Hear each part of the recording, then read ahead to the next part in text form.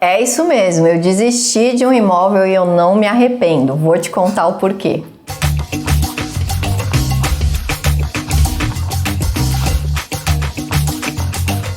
Oiê, tudo bem, gente? Vamos falar de um assunto que eu sei que vocês gostam muito? Imóvel próprio, seja casa, apartamento, enfim. Muita gente tem dúvida se realmente vale a pena ou não. A primeira coisa que eu tenho para falar para vocês é que, gente, em nenhum momento eu condeno ou acho pecado as pessoas comprarem o seu próprio imóvel. Não tem nada a ver. Cada um tem os seus sonhos, o seu histórico que faz algo ter mais peso para uns do que para outros.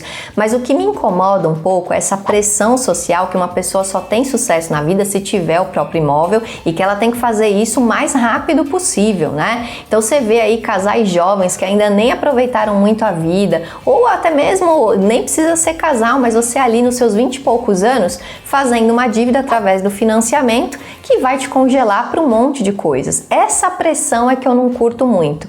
Há momentos e momentos de se fazer uma compra, uma aquisição como essa. Por que não fazer isso mais para frente, né? Deixando de repente o caminho livre para outras coisas? É isso que eu vou te dizer nesse vídeo. Para contar essa história para vocês, eu preciso contextualizar um pouco. Eu estava ali no ano de 2013, na época eu namorava uma pessoa e a gente juntos entendeu que para deixar o dinheiro rendendo, não ficar parado ali, uma coisa muito certeira seria comprar um imóvel. Era isso que a minha família falava, os meus amigos falavam na época e a gente entendeu que sim.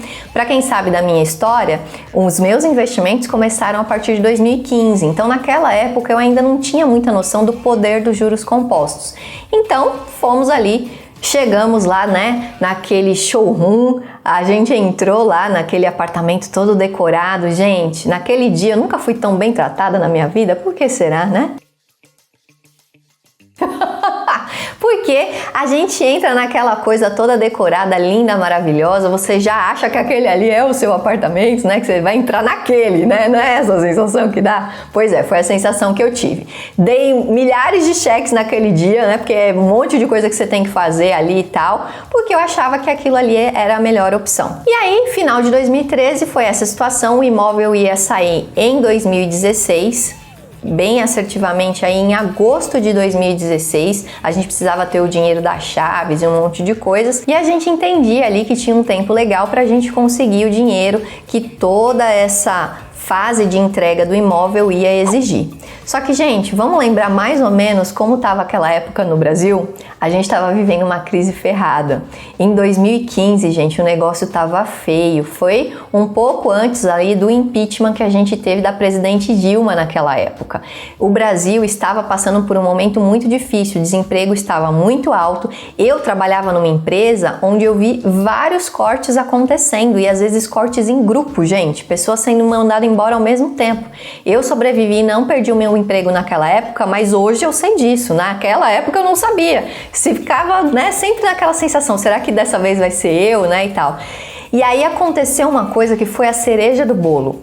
Vê se você sabia que isso é possível de acontecer, hein? Eu recebi uma correspondência da construtora dizendo que ao invés de entregar o imóvel em agosto de 2016, eles iam antecipar a entrega para fevereiro de 2016. E imagina o meu pânico. Se eu já estava assustada que eu tinha que juntar tanta coisa, fazer tanta coisa em agosto de 2016, e agora que eu tinha que cagar esse dinheiro em 6 meses antes, entendeu?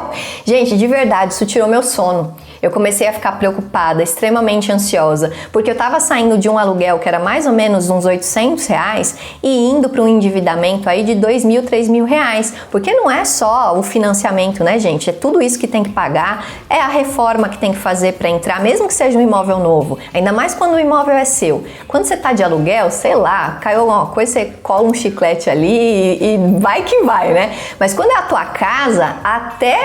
Cara, o rodapé você quer fazer da melhor forma possível. Você vai querer móveis planejados, fazer um monte de coisa que vocês sabem custa muito dinheiro.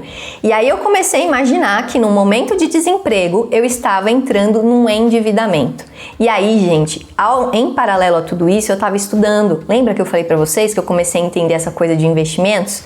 E aí eu entendi que aqueles juros estavam jogando contra mim. E quando eu sentei ali com o corretor para comprar o imóvel na planta, ninguém fez conta comigo, não, me mostrando como é que seria o financiamento depois, quanto que eu ia pagar daquele imóvel lá na frente. Então depois é que eu fui fazer tudo isso. A Samela daquela época não tinha educação financeira. Então só depois, diante de todo esse cenário, eu comecei a fazer simulações nos bancos de como seria financiar. E aí eu falei, opa, estou fazendo da maneira inadequada, não é o momento, não combina com o meu momento de vida e não combina com o momento que eu estou passando no meu país, que em qualquer momento alguma coisa pode acontecer. E aí eu sentei ali com meu namorado na época, a gente conversou, fizemos os cálculos e a gente entendeu que não era legal e que a gente poderia começar a investir.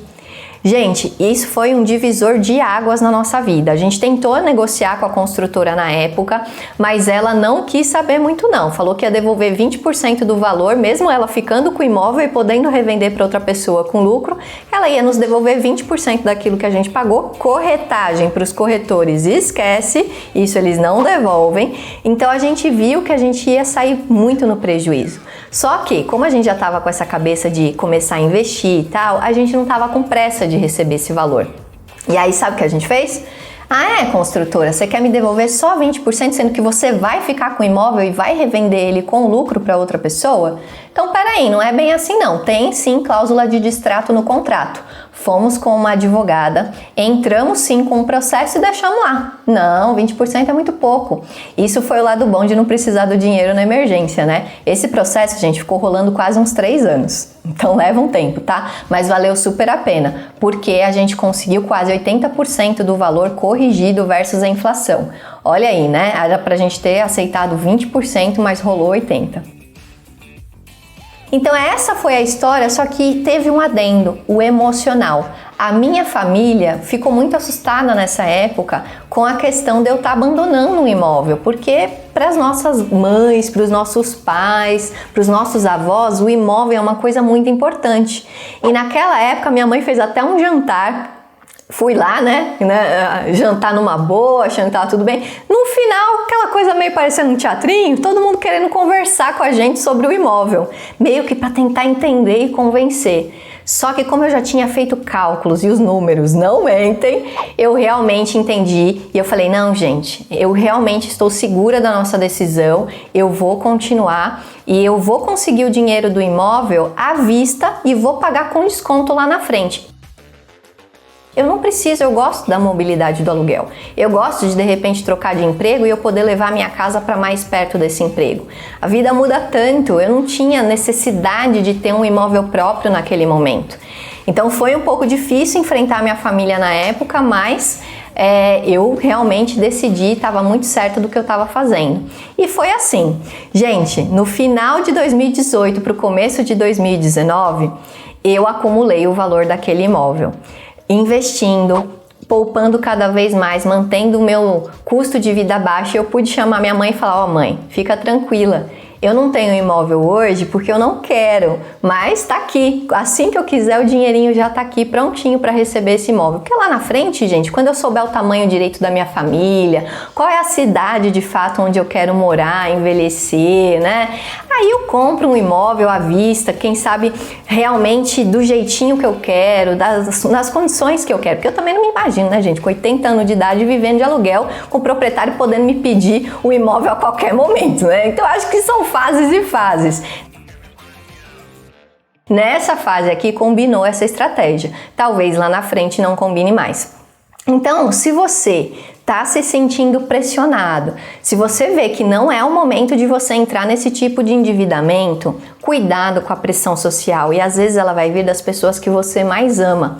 Faça cálculos, aprenda a entender o financiamento antes de entrar nessa dívida. E olha, reserva pelo menos 25% do valor do imóvel para documentação, pequenos reparos e a mobília. E eu diria 25% sendo assim, né? Conservadora, porque se você for daquelas pessoas que quer fazer aquele mega apartamento, aquela mega casa, pode ser que você gaste até mais.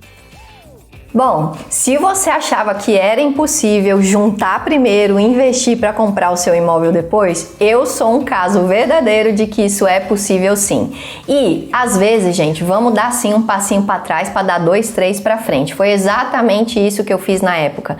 Nossa, hoje, gente, a minha vida já mudou. Eu já nem estou mais com aquela pessoa que eu ia comprar o apartamento junto. Olha que coisa, né? A vida da gente muda. E aí a gente tem que tomar decisões depois, reparando tudo isso que a gente fez. Então, por N motivos, foi super importante essa decisão, porque a gente muda muito, o cenário financeiro muda e a gente vai aprendendo com ele. Gostou desse vídeo? Então, dá um curtir aqui pra gente levar essa informação para mais gente, compartilha ele com pessoas que estejam aí em algum momento pensando, né, em comprar ou não o seu imóvel e também ative as notificações aqui do canal, seja inscrito aqui do canal para que você receba todos os novos conteúdos. Beijo!